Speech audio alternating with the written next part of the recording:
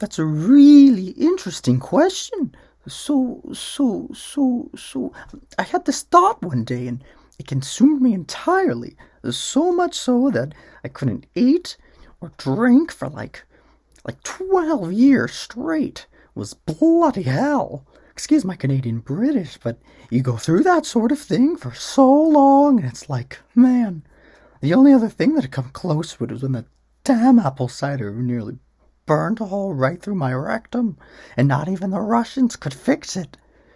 Anything more potent than spring water would just kill me. But anyway, I was watching that DreamWorks animation over the hedge, and I had this thought one day, just like sort of a revelation, just like, wow, this film is the archetype of a pre-recession, ultra-capitalist, hyper-consumption American society.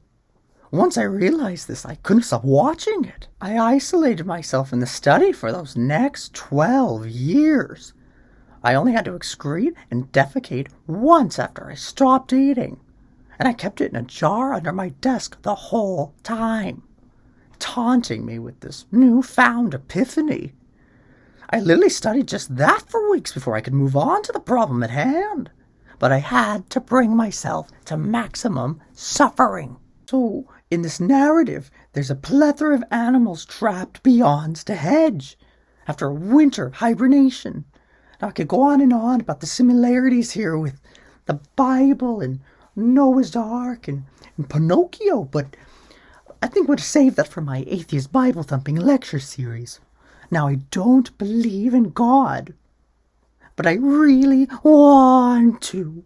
So around them is a new expanse of suburban cookie-cutter homes, almost like Soviet apartments. But that's leftist, neoliberal, socialist, postmodern, Leninist, Stalinist Marxism. It's like, man, what kind of ideological rubbish is that? Well, no, but no. At least with capitalism, it's colorful and bright. And you get to choose the job that ultimately binds you to your plot. Anyway, they have to figure out a new way to find food. And this utopian suburbia is filled with processed foods, along with enormous, shiny SUVs, manicured yards. I believe it was Dostoevsky, Carl Jung Freud who once said, fuck being poor. I don't remember the exact wording, but it's very close to that. Well, what does poor mean exactly?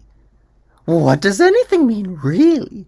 How does one define poor? And by the way, a lot can be said here about the character arc of Archie and how it coincides with the hero mythology.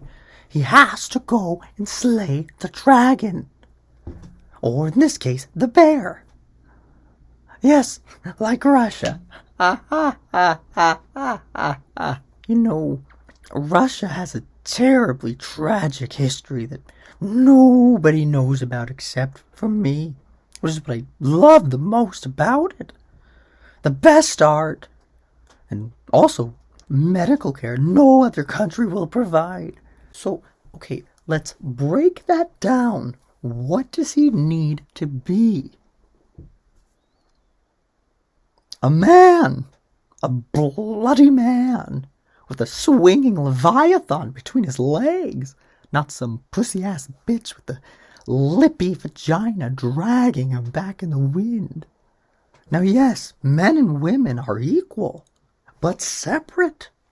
The normal distribution. Okay, so the bear wants to consume Archie. Well, why?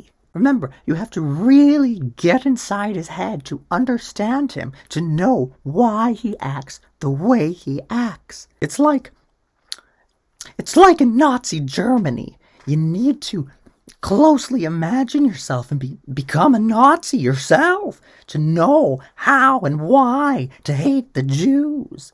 Because it's only when you truly understand how to hate them that you can even truly love them. So anyway, let's look at the lyrics of the soundtrack in a particular piece of the film. Okay, here we go. Follow me into the great unknown.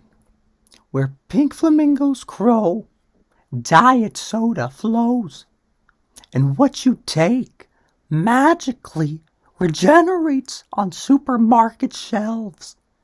The ovens clean themselves. Who can forget the other song lyric? We're rocking the suburbs. We feed the dog and mow the lawn.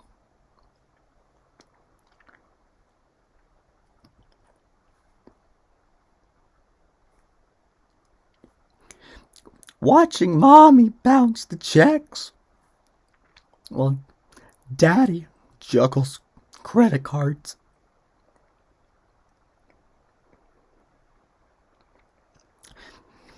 Well, anyway, damn your pronouns. Onward.